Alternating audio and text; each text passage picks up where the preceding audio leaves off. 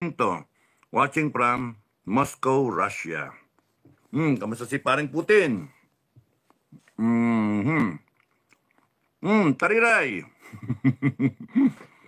Manuel Jr. Batong, pwede po, sir. Ayun, no? Tawagan mo si Tariray. Mag-contact nga kay Tariray.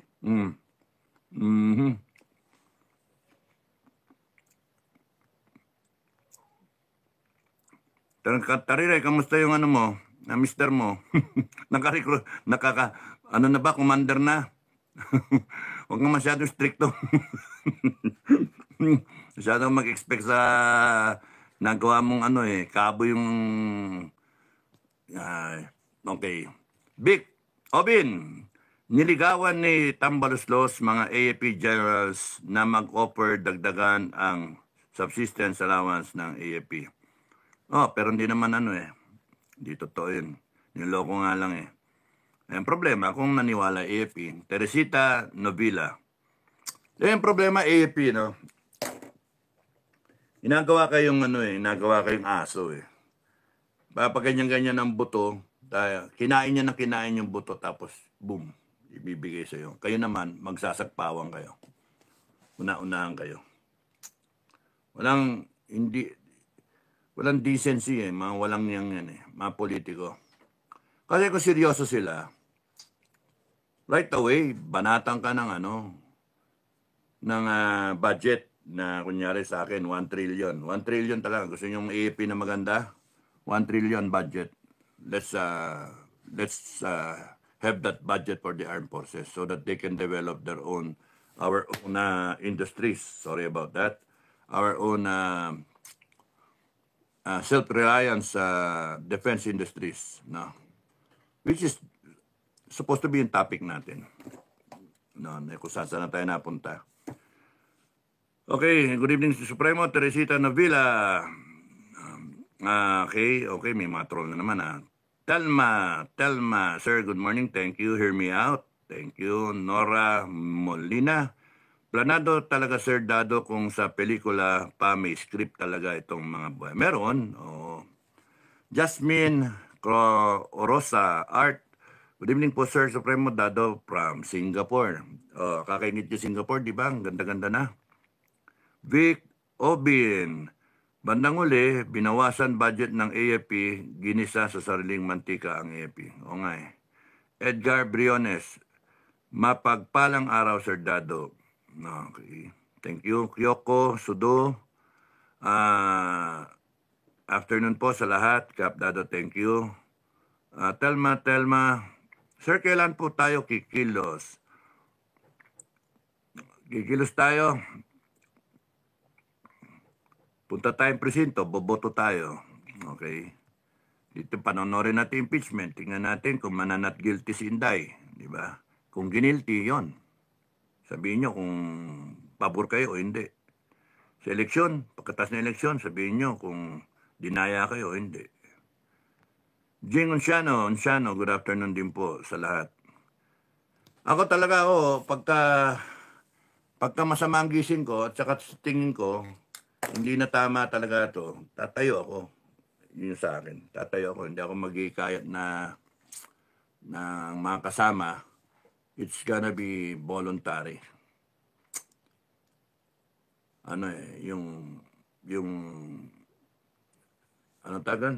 The old-fashioned way. Di ba? Pure grit, no? Na old-fashioned way na hindi na tama yung ginagawa nyo. Sige, mag-ano tayo. Tingnan natin kung sino mananalo dyan. Taong bayan na matino o mga walang yang mga politiko. Ganun yung sa akin eh. Route 83. Yeah. Intay lang kayo. Hello, Kapdado. Ingat po. Beth Berioso. Thank you. Moderator ka na, Beth. Pinag-iingat mo ako eh. Mga troll, sabihin mag-ingat ako, gawin ko moderator. Nora Molina, si BBM at mga galamay niya, ubod ng mga kasinungalingan.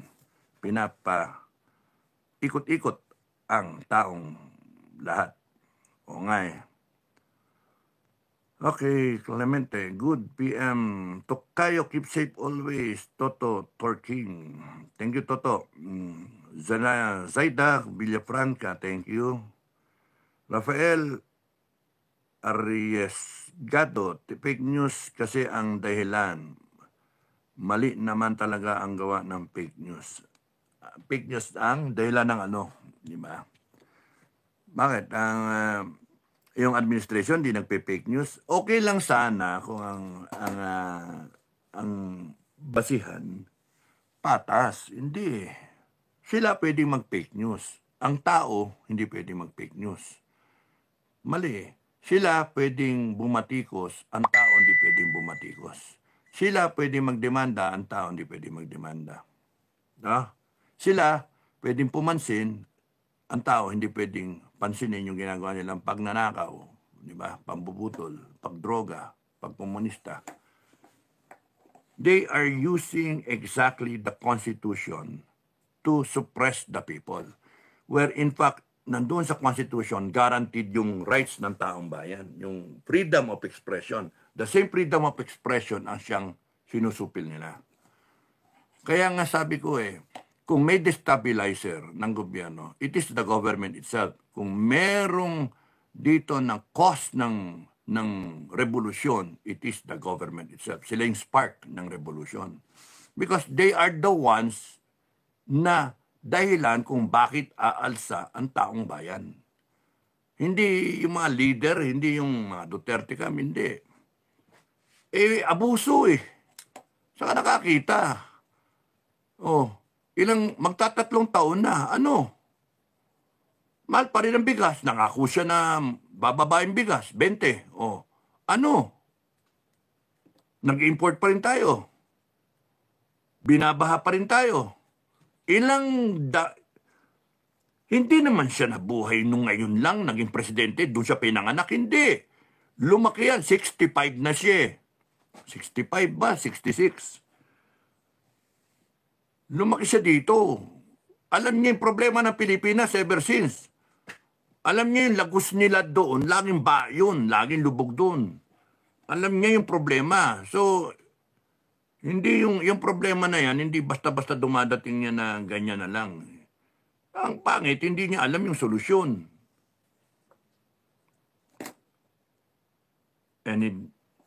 Ang masama dyan, he has the capacity to know what is the problem and what is the solution, but he doesn't want to solve it. Just plain and simple na walang paki. Mamatay ang Pilipino, malubog kayo, basta siya hindi siya malubog. Kaya, let that be a lesson sa atin. Huwag na tayong bumoto ng gago. Hello po, Sir Dado. Ingat po kayo. And God bless. Thank you, Jeng Garcia. Rafael Arriesgado. Thank you sa comment mo. Romy de la Serna. Good afternoon, Supremo General Dado. In-approve na po ako ng FGF last week po sa pamamagitan ng pagpilap ko sa link na sinasabi niyo po. Nagagalak po ako sa aking puso at proud ako na tinanggap ako ng inyong grupo sa FGF. Thank you, Romy de la Serna. Romy, ngayon ang gawin mo, i-share mo na i-share sa mga kaibigan mo, kamag-anak mo. Kasi, para dumami tayo, di ba? Eva Burgos, good PM, sir. Rosalinda Rivera, thank you for the heart. Jeng Garcia, Supreme Court na lang po hinihintay ng tao. Kapag bumaliktad ang korte, wala na saan patatakbo ang tao, revolusyon na. Yun yung sinasabi ko na beware, diba? Beware, kasi this is all teleserye. Inuubos yung pasensya, yung oras ng tao. Waiting game. Parang waiting game, no? Waiting game. In my case, wala pa yung DOJ resolution. Tatagal pa ng kung gaano. Waiting game. Kasi April and then May, election na. No? June. Tapos na. Korte, ganun din. Oral argument. Waiting game. And in each day, something is unfolding while we are waiting for the court. We're waiting. And then, Bulaga. Yeah, beware. I wish na totoo ang mga tao na talagang may pag-asa yung korte at hindi nabibili. Pero paano nga naman kung biglang Bulaga? Ay, nako. And then nakapwesto sila, naka-position sila ng mga tao. Nabayaran nila, kunyari, ibang taong kailangan nila. Boom, checkmate. Tapos kang bata ka. Okay. Bobby Abtuhan, good PM Supremo at sa lahat ng FGF. Nene Ikrig, magandang gabi po. Dado from the land down under. Nene, kamusta na? Moderator ka na. Okay. Lucy Dries, good morning po. Kap Dado, always watching from Israel. Lucy Dries, thank you. Kamusta na? Moderator ka na. Violeta Sturges. Tama ba? May God guide you to do the right thing for our country. Amen. Hallelujah. God bless. Thank God. God be the glory. Okay. Charlene Yano, good evening po, Sir Dado, watching from Japan. MLSO, silent supporter here. Okay, thank you. Moderator ka naman, kahit silent ka, silent mong burahin ang mga walang niya. Abdullah Hin, Noel Sorbano, revolusyon ang solusyon. Makakasuhan ka yan. Umalis ka kasi. Kung nandito ka, Abdullah, moderator ka na. Thank you, Noel. God bless. Marivic Garciano, ang problema, General Dado, ang COMELEC. Paniguradong dadayain nila ang eleksyon. God please help us. You know, hindi nila nga kasi ito papunta sa no way out. No way out talaga. Pagka dinaya nila yan, ang tao magagalit talaga. Magagalit ang tao. Magre-revolusyon talaga ang tao. No? So, lalaglag nila yung pere. Talagang para bilhin yung mga boto. Ganun ang balak ng mga yan. Ang tanong, kaya ba nila i-cover lahat ng tao? Hindi 32 million yung kalaban nila So, pagka nadaya yung tao, baksak niya, revolution talaga. Kaya nga, kahit dito ka mag-highway 54 ka, I think it will be better to wait it out and then wait for the right stock. Kung baga pwede mo nang luto na yung putahe ngayon Pero hayaan mo kumulo pa ng konti.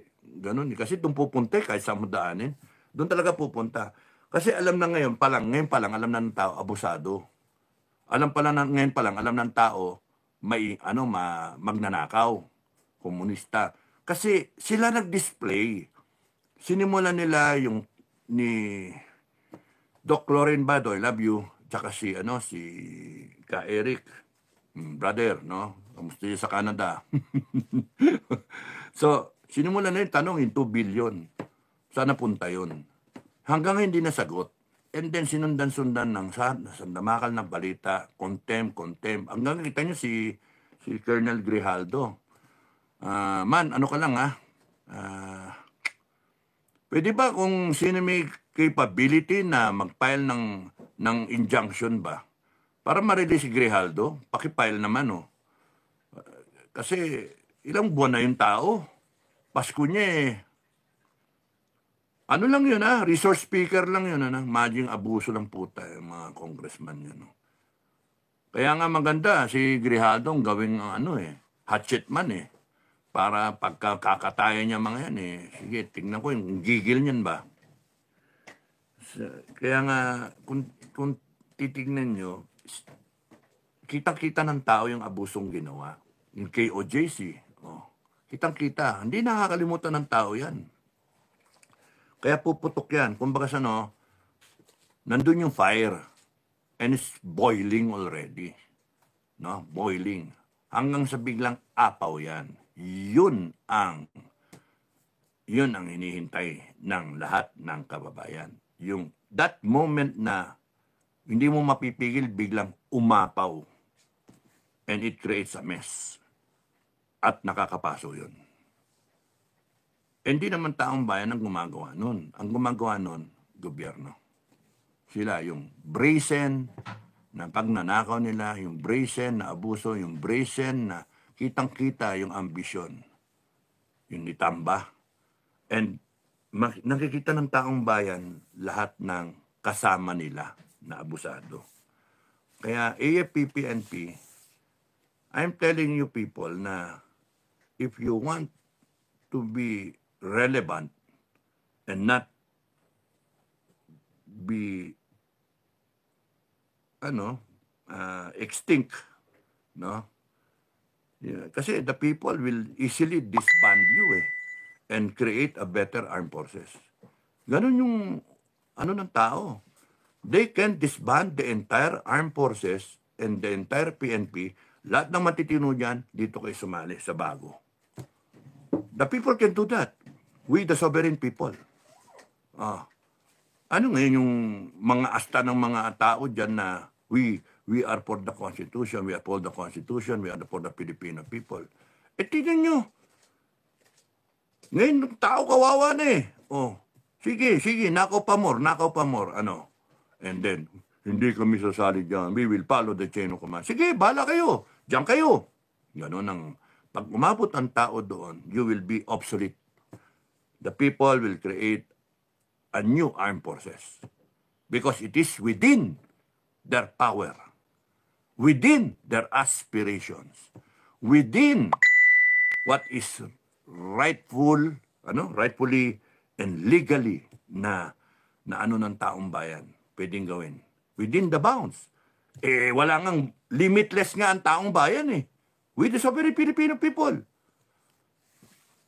Kaya nga, ingat. That's why we want an armed forces who will be responsive to the needs of the Filipino people, who will serve and protect, who will be there in times of crisis. This is a crisis point in the history of this country. This is a crisis na you have to do something about it because the Filipinos have no means except FGF na ayaw namin agawan kayo ng trabaho. Ay, hirap ng FGF talaga. Ayaw namin agawan ng trabaho ng AFP. Kasi it is your time to shine, AFP, PNP. Pero kung hayaan nyo yan, doon kayo. Umidoro ang baksak nyo. You will be disbanded. By a revolutionary government, you will be disbanded. And then a new armed forces will be created. A new PNP will be created. And whoever sits as DILG secretary will make sure that it will happen. A new Philippine National Police, a People's Police Force will be created. Wala nang mga abusadong pulis.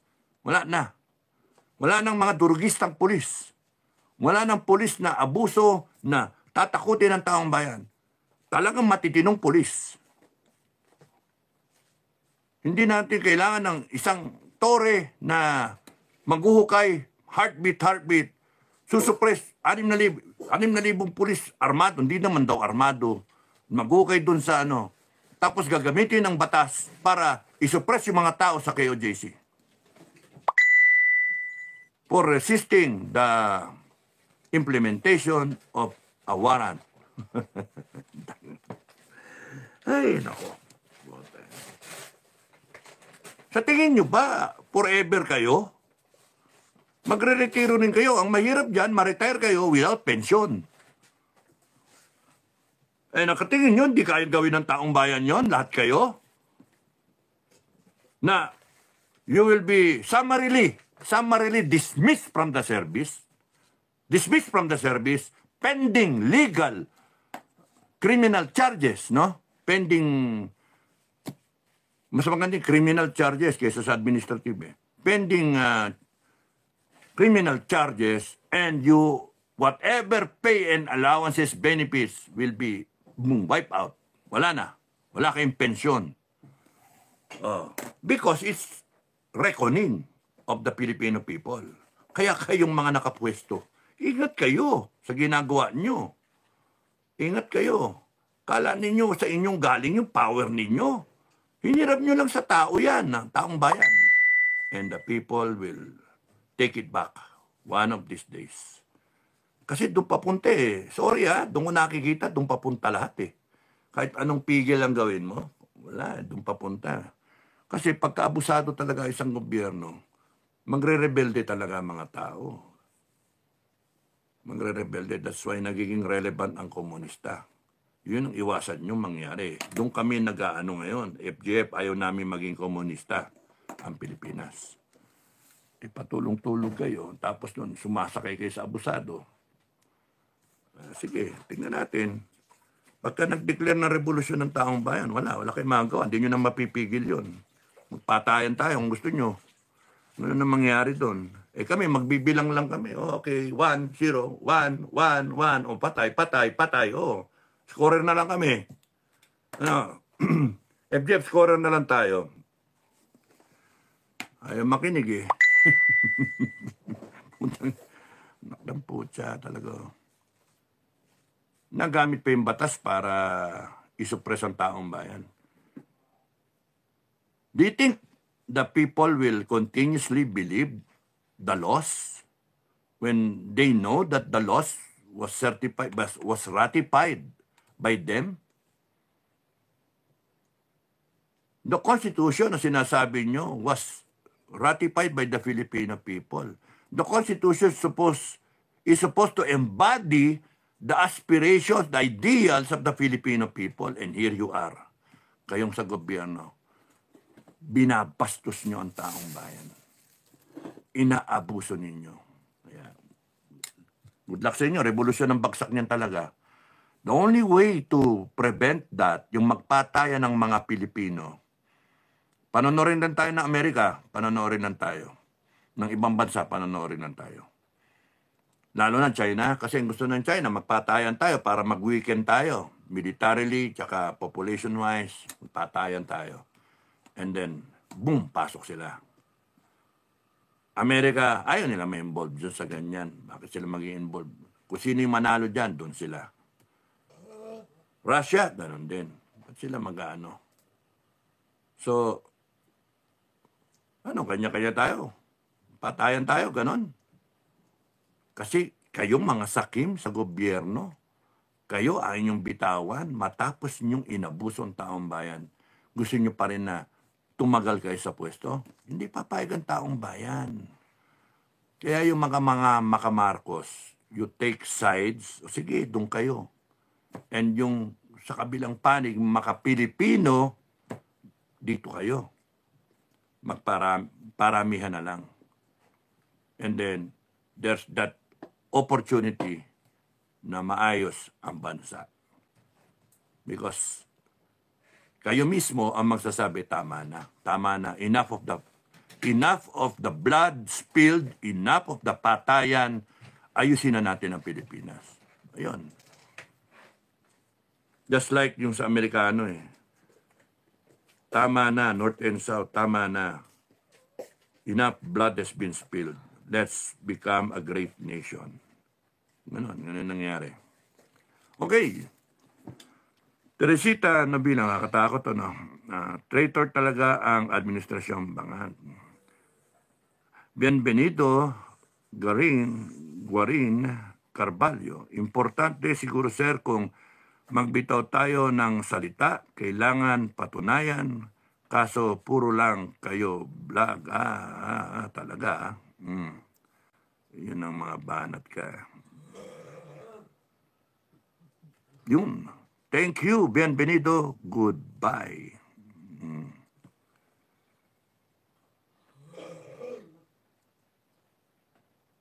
Ba? Nawala.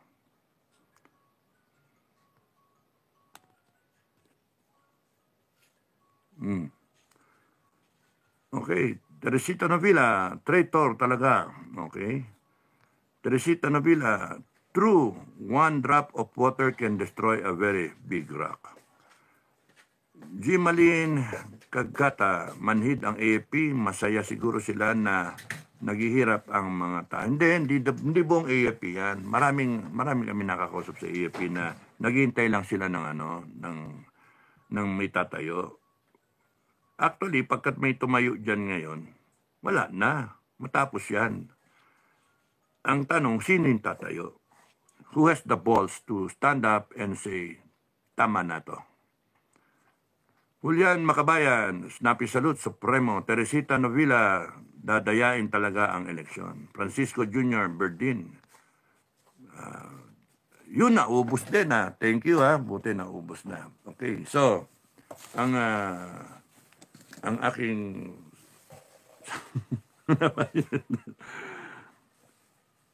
kung sino man ang susunod na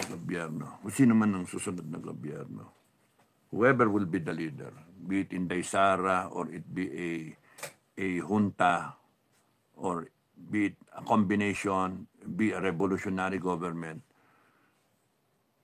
ang laki ng problema ng susunod na leadership ng bansa natin after Bangag. After Bangag, baka si Tamba pa, di ba? Malay nyo, no? May si Inday, papanik si Bangag, si Tamba, siya yung chosen na vice president, for example, tapos nun, i-impeach nila bigla si Bangag, and then, mababak yung vice president will become the president. So, President Tamba na. So, whatever is the score, no? Whatever is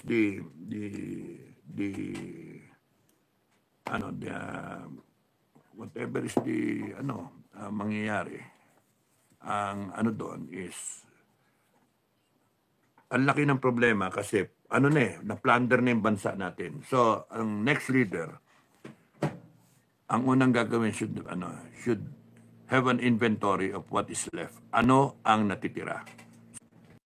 Ang unang gagawin talaga is, one, okay, yung run after the traitors, run after assets, liability, yung assets nila, SALN nila versus yung assets, and then run after them. Okay.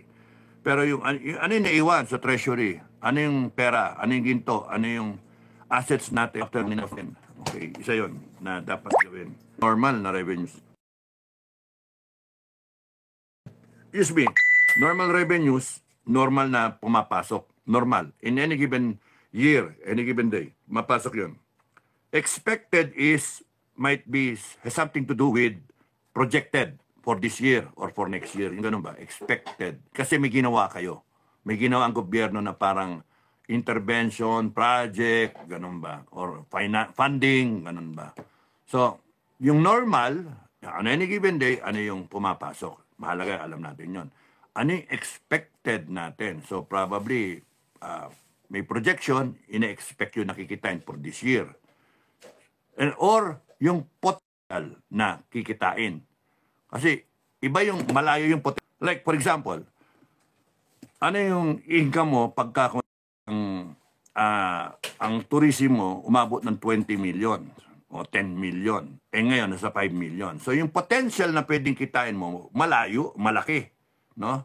So, ang punto, paano mo papabutin dun sa 10 million na turista o 20 million, better yet.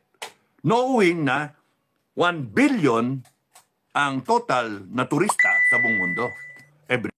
Tumataas ng ganon, pataas ng ganon. So, nadadagdagan yung turista as people are earning money, they are spending on tourism, na yung pagbiyahe-biyahe nila. Kasi after mahaba na trabaho, ano mo yung sarili mo, re-reward mo yung sarili mo with a vacation. Pinaplano yun.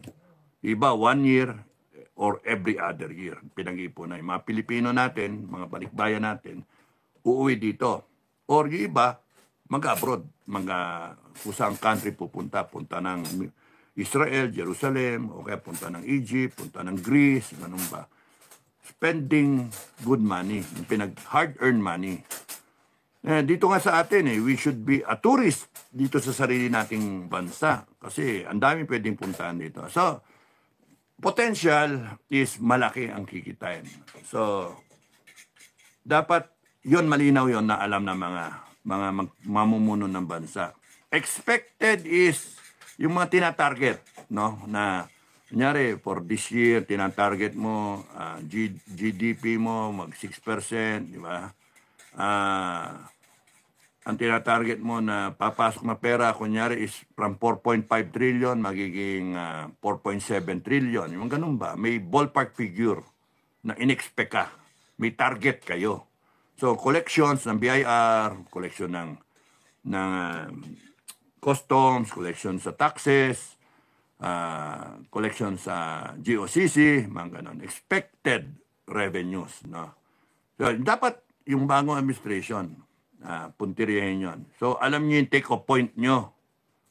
Alam niyo yung take-off point because ang laki ng problema ng susunod na administration dahil sa walang pera siguro, walang pera siguro yan. So, definitely, walang utang. Walang utang yan. Utang na yung mga walang yake sa gobyerno. Walang yake yun. And then, ang key for the next government is productivity. I blogged about it, and the key, one solution is really productivity. No? Very important na si BBM, kung magkaroon ng change, mapa-hair follicle drug test siya. Very important yon publicly, para makita ng buong mundo na talagang addict to. So that pagka nakita yon, mag-normalize tayo kagad, kay it be a revolutionary government or Inday-led na government o Tamba-led government, etc. Kung ano man yan, kung sino man, military-led government. Ang mahalaga dyan, ma-hair follicle yan para makita na talaga, lulun sa droga. Para from there, yung tao na kung sino may namumuno, yun yung okay lang, justified ba? And then magkaroon tayo ng transformation ng election para properly done. Kung hindi, then nawawala na yung signal. No, tuloy ko na lang. Anyway, nasimulan ko. So, itutuloy ko sa next na vlog, baka bukas, no? It's about, ang key is productivity. Productivity. You are coming in na in shambles yung government mo, you have to reboot the government, ang dami mong isasarang agency, ang dami mong tatanggalin, ang dami mong problema, wala kang pera. No? So, yun yung situation. Now, you have to do it properly, you have to do it quickly, and you know what you are going to do. Ganun dapat ang diskarte. Otherwise, talo ka. Kasi expecting ng malaking taong bayan. You're taking off from that point na galit na galit yung tao, nag-revolution yung tao, or if a better word would be, nagrebelde